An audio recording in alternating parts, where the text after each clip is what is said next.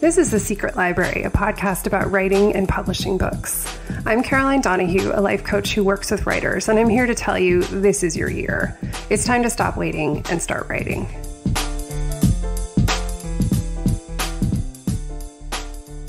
The Secret Library podcast is brought to you by the show's incredible Patreon supporters. Support the show and get solo episodes and access to custom Q&A audio from behind the scenes of my novel writing process and the creation of the show.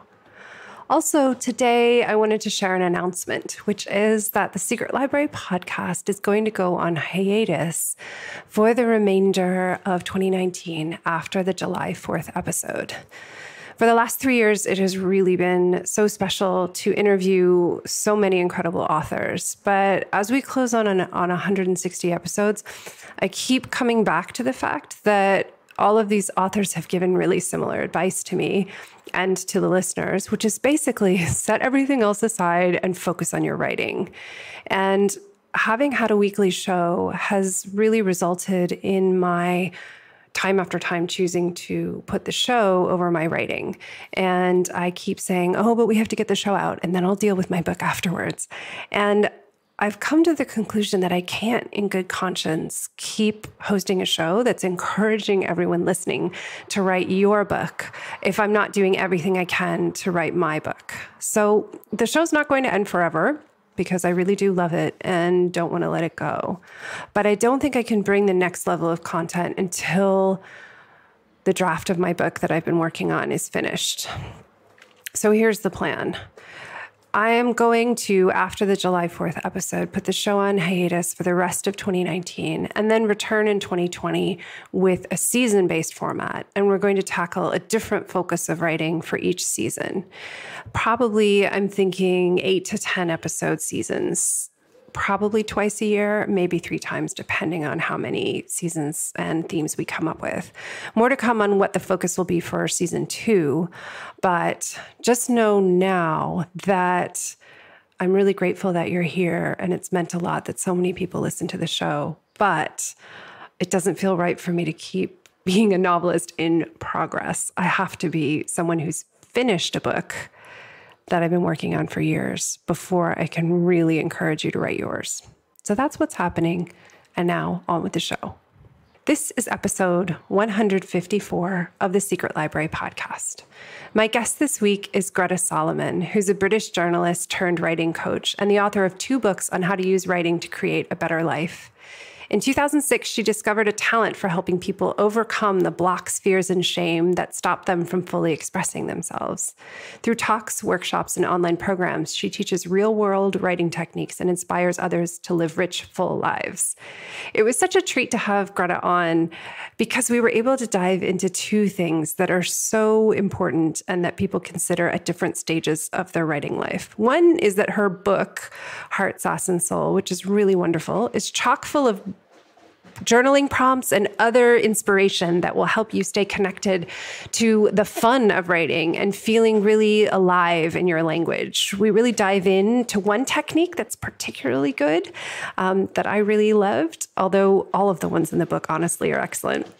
But we'll go through one step by step, and I think it'll get you started really nicely before you check out the book. And the other thing is that the way she published the book is really innovative and involved both a crowdsourcing campaign and a traditional publishing deal. But I'll let you listen to the episode and find out how those 2 things fit together, because it was a new model for me and one I think we'll be seeing a lot more of in the future. So I'm delighted to introduce Greta Solomon. Hi, Greta. Thank you so much for coming on. Hi, Caroline. Thank you so much for having me. It's wonderful to be here. I was really looking forward to this conversation about writing and your book, Heart, Sass, and Soul, which is out now. And also just talking about, this is one of those situations where it ends up getting kind of meta just because you've written a book and you've written a book about writing. So we can talk about the writing process as a separate topic that's the topic of the book, as well as the process of creating your book itself. But I think maybe if we start at the beginning, What first inspired you to write this exact book? Because you've worked with writing for a while. Yeah, that's right. So, yeah, I've worked with writing for, it's coming up to 20 years now. I started as a journalist in 2000, and I started coaching and training writers from 2006, and started off teaching students, teaching them techniques for their essays and exams. And that morphed over time into teaching business writing. And I had been teaching business writing for big corporates for sort of 4 or 5 years. And I really needed a break from that. And it had been so intense because I'd created this business while I was pregnant and then while I was a new mom, and just kind of, several years of just pitching and delivering. I just needed to really chill out. So I took a break, and with the intention of just maybe doing a bit of blogging and not really doing very much. But that time out finally meant that I could write what I wanted to write. And what kind of flowed out of me was the essence of the book, Heart, Sass and Soul. And it kind of just sort of started with me wanting to write something about love. I was wanting to write something about love lessons. And I thought I could write a book of love lessons. And from sort of going to Starbucks every day during this period and just cranking out this wonderful book all about writing and journaling and self-expression and my own process around that and how I used it to unblock myself and unblock other people. And it just kind of tumbled out, and it became the book that's in the shops now. That's amazing. I think this is really important because one of the things you talk about early on is the different ways that people are trained to write, and that sometimes having training to write in a particular way, like when you've done workshops or had clients, that if they're trained in formal writing, like journalism or a particular format, there were a lot of people that you gave some testimonials that they shared who felt that they weren't as excited about their writing anymore. It felt dry and kind of dead. And what you were working on with them was a way to find out how to enjoy it again. I'm wondering if you can say a little more about that process, because you had to go through it yourself first. Yes, definitely. And yeah, I do find that when people do come to my workshops, that's the main problem they come with, that they don't have the joy, that they feel like they're stuck up in their heads. And for me, the process was that I too had been a journalist in a magazine and found that I felt very blocked and stifled, even though I was actually delivering articles constantly churning out articles. I was working for a weekly magazine before I did this whole unblocking process.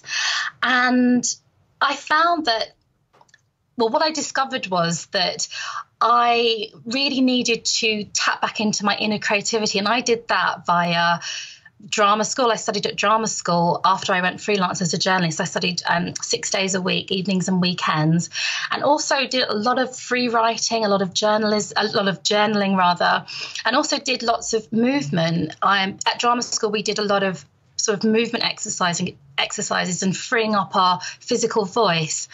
But the one thing that really changed everything was going to study at Berklee College of Music. I studied for a lyric writing diploma, and I learnt a technique there called object writing, which is where it's a technique that songwriters use to get the raw materials for their songs.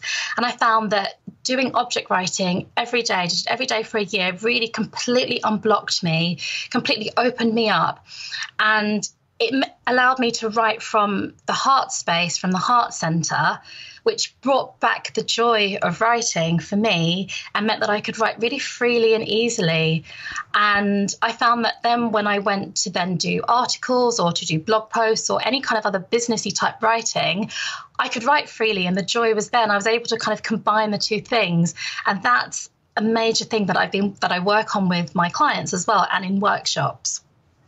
That's fascinating. I'm glad you mentioned object writing, because that was something that I wanted to talk about on the show, because the great thing about your book is that it's filled with techniques that people can actually try at home to work on their writing and either as a journaling process or as a way to reconnect to enjoying your writing. And I thought this was one that people would understand if we had a conversation about it. So I'm wondering if you can describe how the process works, because it sounded so mysterious to me when I first read about it. I thought, all songwriters do this? I had no idea. Yeah, I mean, the same here. When I could not comprehend that this is what they actually did, but it's absolutely fascinating. So basically what object writing is literally taking an object. And I always say to start off with a piece of fruit, because that's so tactile. You can actually smell it and eat it and really, interact with it. So, for example, you'd take a peach and you would hold that object in your hand and focus on what you can see, hear, touch, taste, and smell.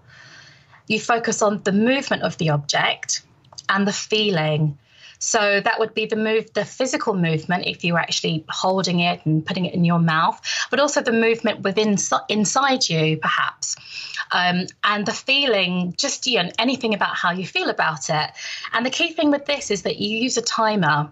So object writing is either 90 seconds, 5 minutes, or 10 minutes, and you take a pen and a piece of paper. You write those headings at the top of the page. So see, hear, touch, taste, smell, feel, and move, to remind yourself of what to do. And you literally just start the clock and just write freely. And you don't stop to cross anything out. You don't stop to correct anything. You don't stop to read anything back. You just keep going. And you kind of go wherever your senses take you. So if you actually go away from the peach and start talking about the market, where the peach came, what you see there, what you smell there, what you hear there, that's absolutely fine, as long as your senses are guiding you. And you can find that within 10 minutes, you've written, you could write a couple of pages, all free flow. And at the time of doing it, it often feels like you're writing rubbish or you don't like it. But the amazing thing is that when you go back and read it, you'll find that spontaneous images have just fallen out, and beautiful phrases and really interesting words have come out. And that's so inspiring. So it's a double workout. You get the workout of writing freely for 10 minutes, which feels so joyful and so amazing. But you also create images that you can then use in a piece of writing. And it's those images that the songwriters then use in songs. And it's absolutely fascinating. I love that. I can think of so many applications. I mean, of course, there's the level of just reconnecting with the process and enjoying writing for no other reason. And sometimes it's really good to do that, because I think if we're working on projects that we're really serious about, it can stop being fun because everything is, in big letters, the book or the article, and just being able to do something on the side that's really just playing around is really lovely. Yes. And I could also imagine this situation, like there are a lot of flea markets in Berlin.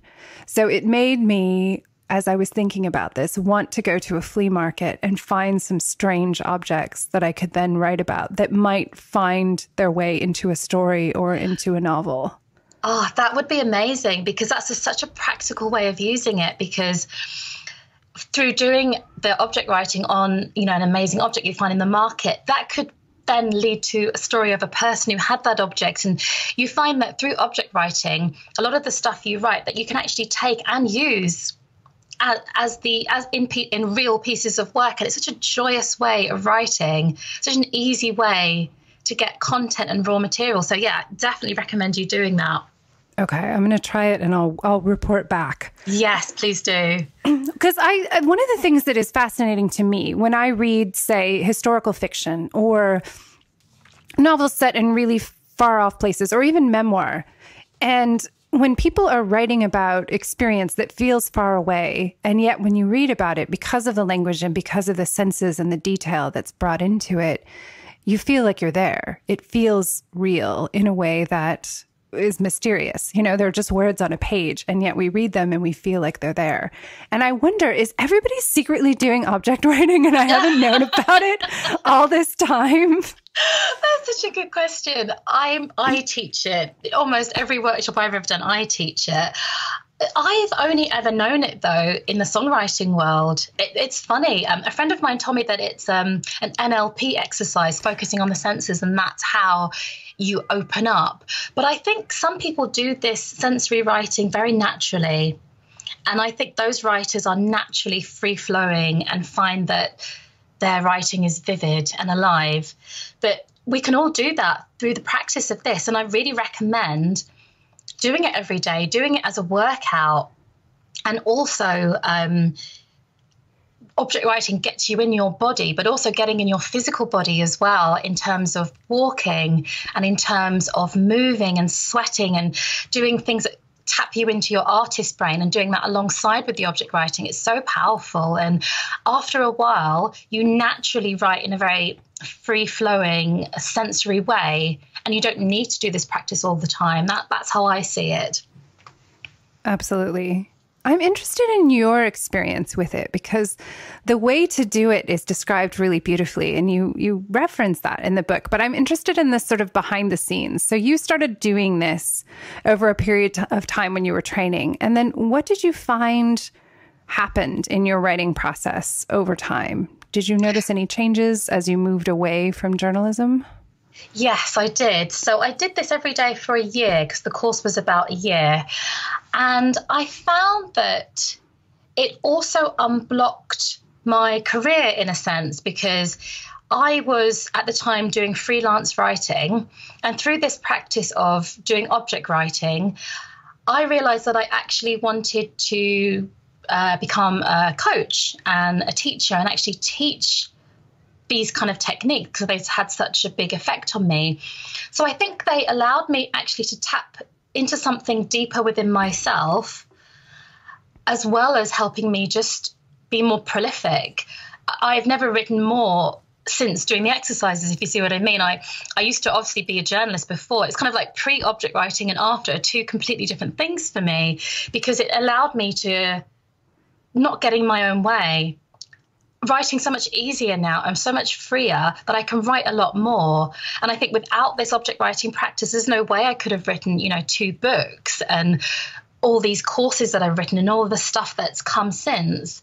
If I was, at my desk struggling and writing just from my mind and being all stressed about it, it's allowed me to relax a lot more with writing. And I think that's been amazing.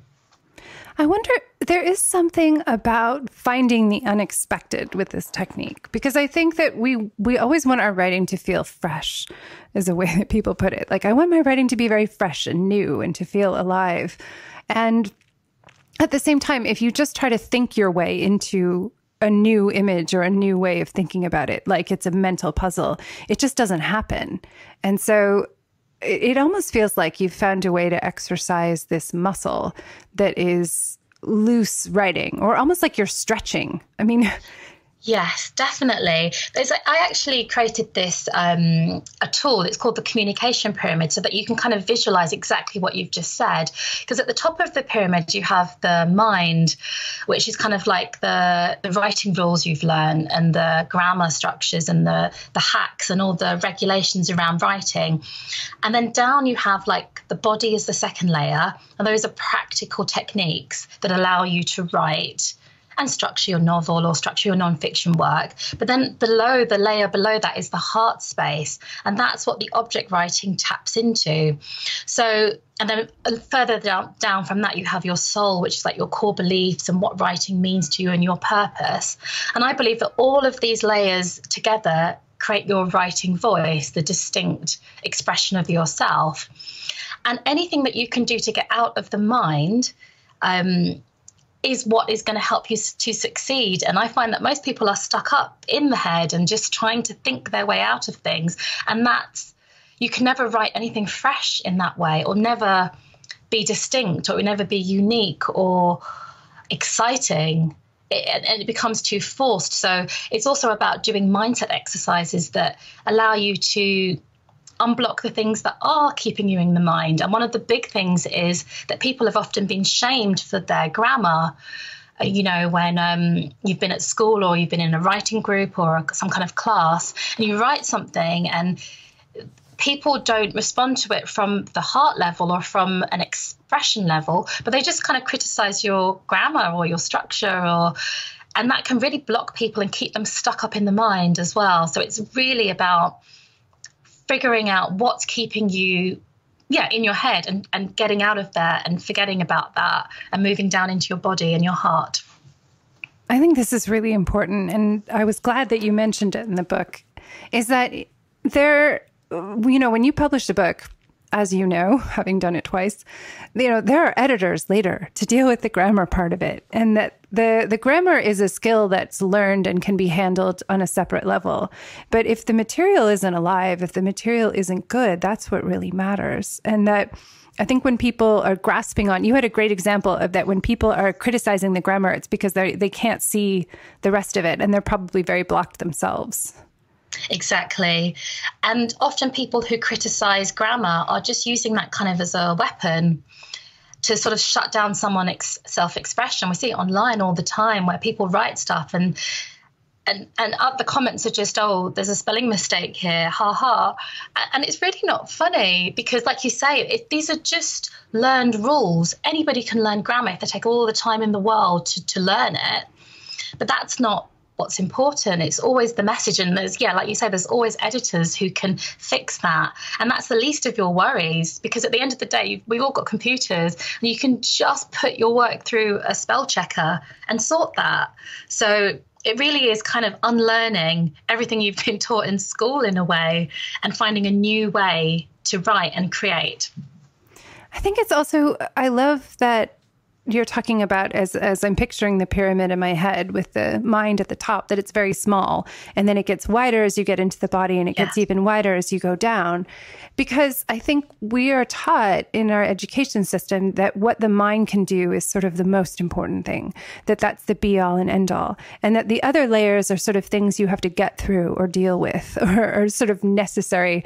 I used to... I had a friend who was in a PhD program, and we used to joke that he was a brain in a jar and that the body was just this jar that was carrying the brain around. And I think that we're sort of conditioned to think that way, that we're supposed to just be these big brains and ignore our bodies, thinking that the brain is the one that's going to do the heavy lifting for the writing. But when the brain does do the heavy lifting for the writing, it tends to be really dry. Exactly. And, when I first worked in magazines, I used to wonder, why is nobody moving? Why is everybody just sitting there focused on their desks?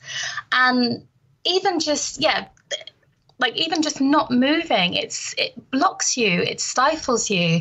And I really think that we've been kind of taught not to feel in our society 100%, and we need to start feeling what's going on. And I think the thing that people get kind of afraid of is that when you do get out of your head and into your body, stuff comes up, stuff you've been pushing down, pushing away comes up, and you have to deal with some kind of bad stuff as well, that, negative emotions or things that have happened to you that you may have been suppressing by just keeping yourself in your mind. And I think that that's a big piece of work that many people maybe don't have the time or the energy to tackle, and that's another reason why they stay in their head. But by staying in your head, you're robbing yourself of your success in a way that you could have had if you were willing to look at some of those more murky feelings. Yeah, I think that we aren't trained that it's okay to do that. And also, I think that there hasn't been any education about trusting yourself, that if you go outside of the brain, it feels like, if I go out there, how will I stay in control of the situation? And how will I feel safe? And how will I feel all right? Whereas, you have all of these resources available, like the body and your emotions and other things that we're sort of told to ignore because they're too much, they're too overwhelming, they're too big, and you won't be able to handle them. Yes, definitely.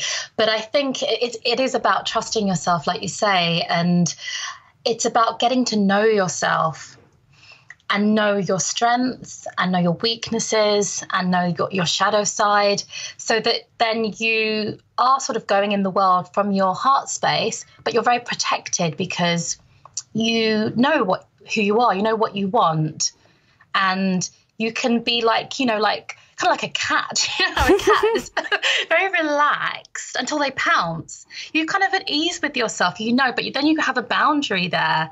You're not just rigid from the mind, just sort of like always in alert mode, always trying to control everything. And it is it's a way of living that is not easy, but I think it's definitely better for your writing and definitely better for your health and happiness and sense of well-being. And I think that the part of I love this cat metaphor, because I think that there are the creative mode that you can get into when you're writing is one where you need to just let the creative process come through. And I think people think that they can also keep an eye on grammar and structure and these kinds of more editing mentality items at the same time. Whereas if you try to hold on to the grammar while you're writing creatively, it's a little bit like driving with your foot on the accelerator and the brake at the same time. And I think we always, in our education society, we just kind of keep our foot on the brake, like, oh, what if this gets too crazy? What if people don't like it? What if it gets really messy? I mean, I've definitely dealt with that feeling. Definitely. It's so common to do that.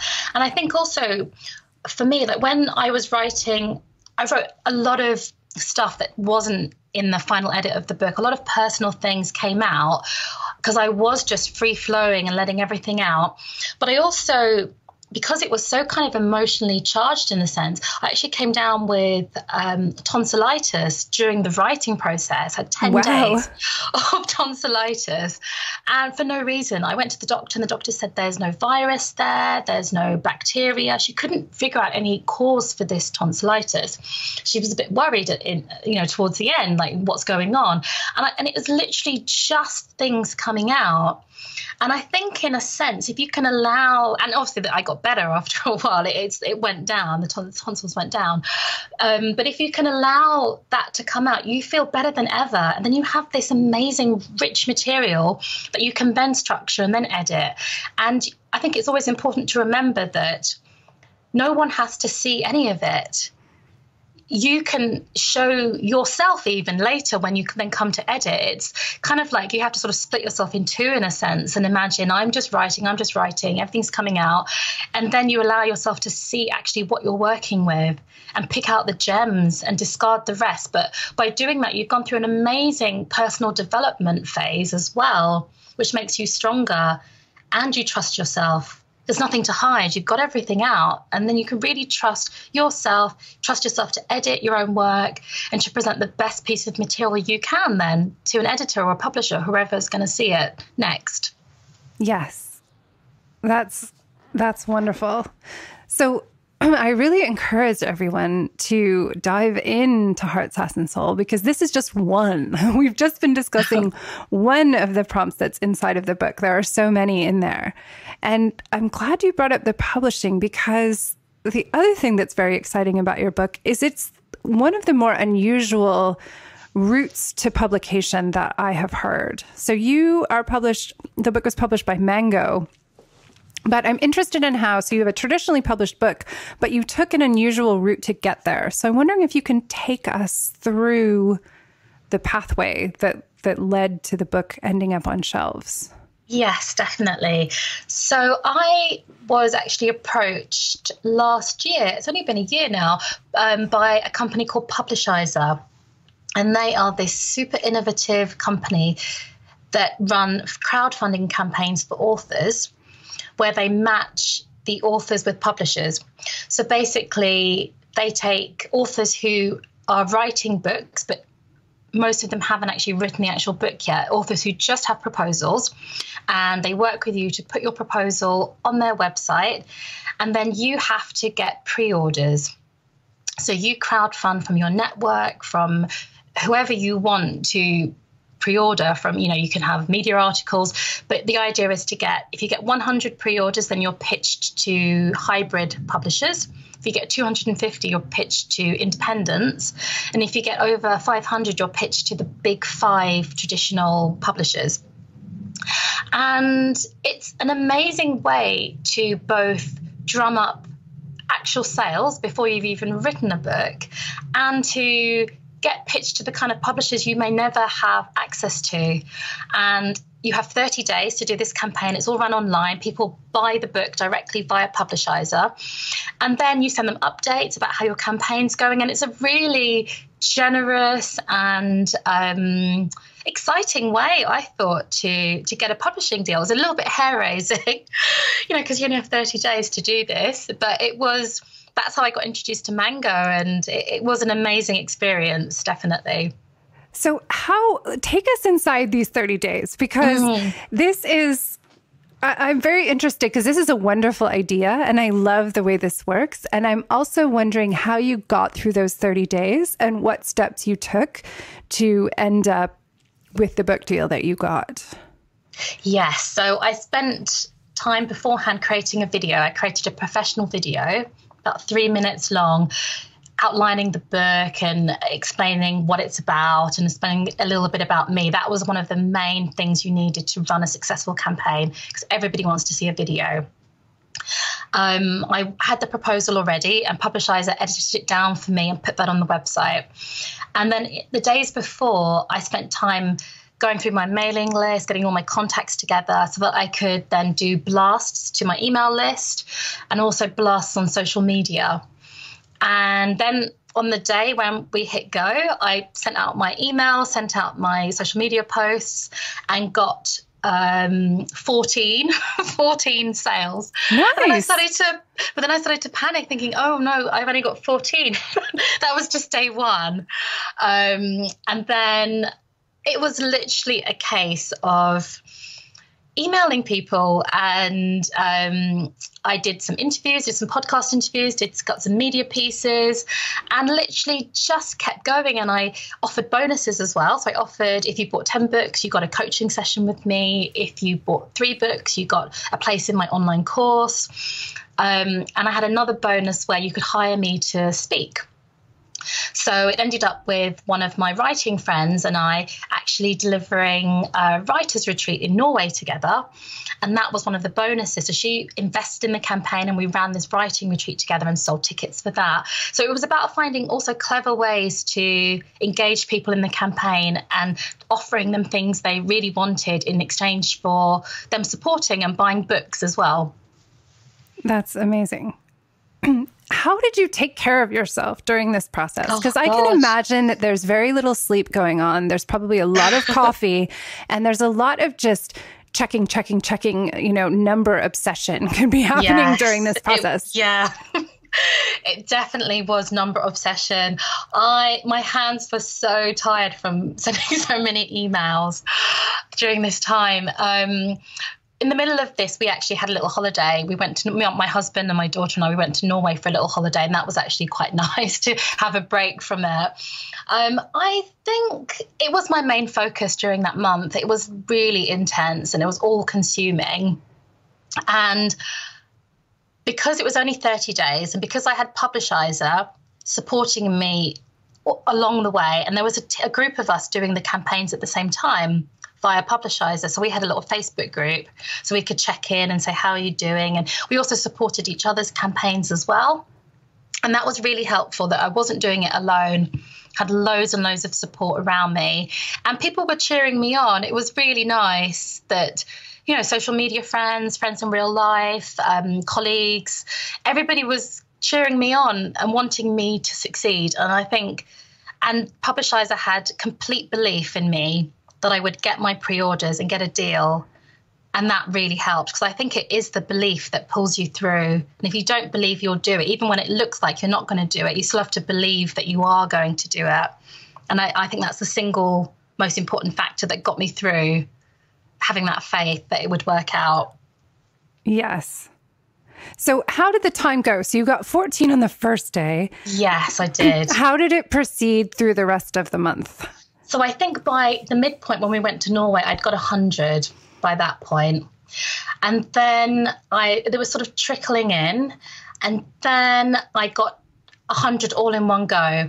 Wow. From the person who hired me to do the writer's retreats. And once I'd got up to about sort of 220, then I was in the home straight.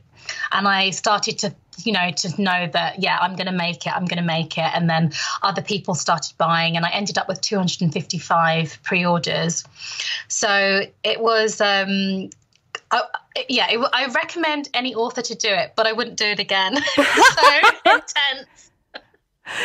But to do it, yes, I 100%, I highly recommend it. But yes, do it once. Well, I think then also the advantage is that you then have a relationship with a publisher. Exactly. So you now have a relationship with Mango, and then you could use that connection instead of having to start from the beginning. Yeah, that's exactly it. Yeah, I'm now a Mango author, and yeah, that's absolutely amazing. And yes, it's just about getting on that first rung, and then when you're in, then you're in. And I think, yeah, I'm very grateful and very fortunate. So you got to the end, you got your 255, which is amazing. So then what happened then? Did they sent the pitch out and then you got messages? I'm interested. I mean, there's details. I'm so interested. Yeah, no, definitely. So how it works is that different publishers can go onto the actual website where your campaign is held. So they can see your video and they see all the pre-orders and they see your proposal. So lots of them were pitching, saying, oh, would you like to come and publish with me? I went through a period of about a month after the campaign ended of having different meetings with different publishers, lots of different Skype meetings. I was offered, I think, 3 contracts. And then I was personally pitched to Mango, and they were just a league ahead. And having spoken to the editorial director there, we had a meeting. I think we had a couple of meetings. Just knew they were 100% who I wanted to go with. I loved everything about them. They're so fresh, and they're really innovative. They're the fastest growing publisher, I think it's in America. Or is it the world? They're really changing the industry, and I loved everything about what they said and what they do. So I knew that it was just a no-brainer to go with Mango at the end of it. That's so great. I think this is a lovely thing that you get to kind of have a sense of responsibility and investment in the process, because you're pitching it and it's going out there, and then you're gathering your people. And then you get to have this experience of publishers interviewing you and you getting to choose which one works for you. Yeah, and the best thing about it is that this is completely democratic, because we know the publishing industry can be it's opaque. It's really hard to break in if you're not on the inside already. And this is a way, it so levels the playing field. If you are a good author with a good idea, with a good idea and with a good, with the drive and determination to publish, you can. And that's what I really love about it. It's just I think it's the way forward, and I think it's going to become a lot more mainstream, these kind of campaigns, the crowdfunding campaigns, because it just gets people published who perhaps would be overlooked, by the big publishers because they don't have the contacts or the inside knowledge to get published. So I think it's fantastic. I think so too. I think that it has felt up to this point like there was a decision to make between self-publishing, having it all in your own court and you handle the publication yourself, or you go with traditional publishing. But there has been this sense of a barrier, like, okay, you have to know somebody, or you have to find an agent, or you have to go through a lot of hoops that may be difficult in order to reach traditional publication. And the feeling was, okay, well, that might be too much. That might be really hard work if I haven't done it before. So I think this is wonderful that there's another way that someone who maybe would like to work with a publisher, but wants to do it in a different fashion. Definitely. And also with Publishizer, there were a number of novelists on there as well. So it was not just nonfiction. And there was somebody who wrote a memoir. She was in my cohort, and she got published by, I think it was HarperCollins, for her memoir.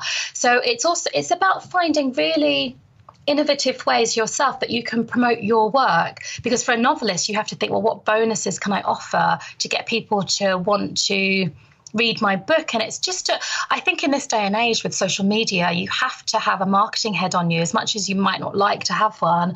It's really essential. And I think this whole crowdfunding process gets your marketing brain working and gets you thinking of yourself as somebody who sells books as well as writes books. And I think that's really important.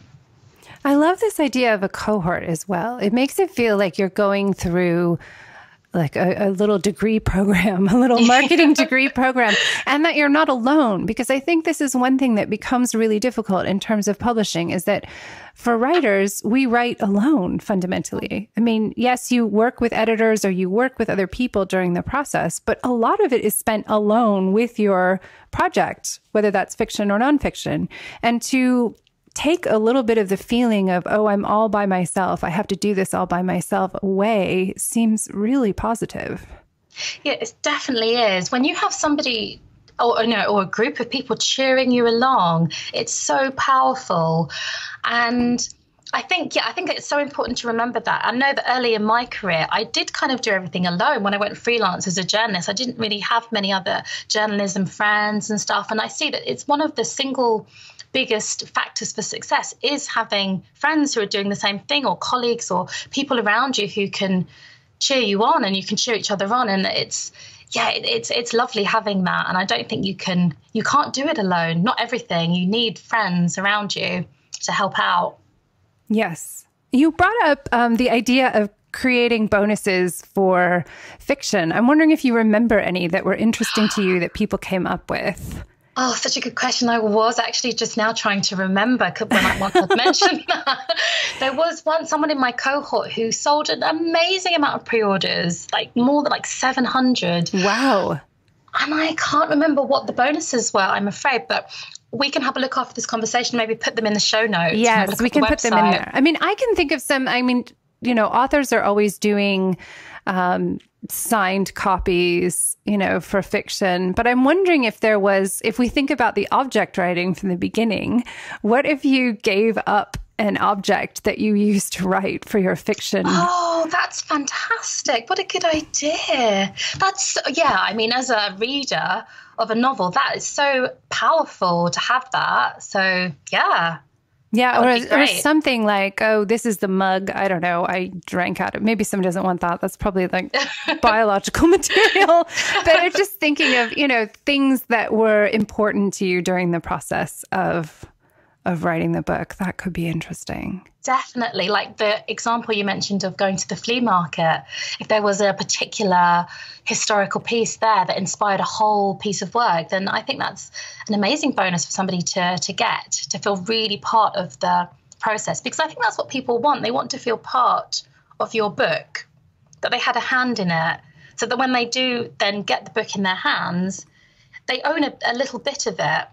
And one of the other things from this crowdfunding campaign is that people who invested in the campaign in a big way, so people who bought 3 or more copies, are referenced in my acknowledgements by name and personally thanked. And I think people like that as well, that it's a team effort and it's not just me doing it alone. They've helped to bring this book to life. I think that is important, because I think that for authors, there has been this structure of, okay, I've written this book and now I'm giving it to you, the reader, and you can do with it what you like. But the thought that the reader gets to be a part of the book being created, I think it's good for both people, because the writer gets to feel valued in advance, but also there are so many books I can think of that I've read that meant the world to me in my life, and being able to be a part of that coming out is so rewarding. Definitely, because we're coexisting, aren't we, as the writers and the readers? We need each other. So I think it's a really, putting the playing field level and saying that we have mutual respect for each other as writers and readers, and we can't live without each other. And I think that's really important. I think it also has the opportunity to change the publishing landscape in a really positive way, because up to this point, you have publishers making decisions about what they think will sell and what they think will be a popular book and what they think is going to be important to sell, but they're just making a guess. I mean, yes, it may be an informed guess based on what the landscape has been up to this point, but there are a lot of things that have been left out of the discourse. There are many types of experience and many other types of people, types of experience, history, parts of history that have been ignored, that haven't been written about. And if they haven't yet been written about, it's hard for a publisher to look at past, examples and say, well, this will probably do well. But if you have something like this, where a potential reader says, no, yes, I really want to read about this, please publish it, that really has the potential to change everything. Exactly, because there are so many niches that we don't know about that are thriving and have thriving communities. And yeah, it's helping to bring new voices into the publishing arena, which is only a good thing, definitely. Amazing. Well, we'll link to Publishizer and everything else in the show notes, so people interested in looking at it for themselves will be able to find it. And we'll also have links to Heart, Sass, and Soul, of course, because I know you'll want to read it after listening to this conversation. Thank you so much for having me, Caroline. It's been wonderful. Yeah, thank you so much for coming on. It's really been a delight, Greta. Thank you for listening to the Secret Library podcast.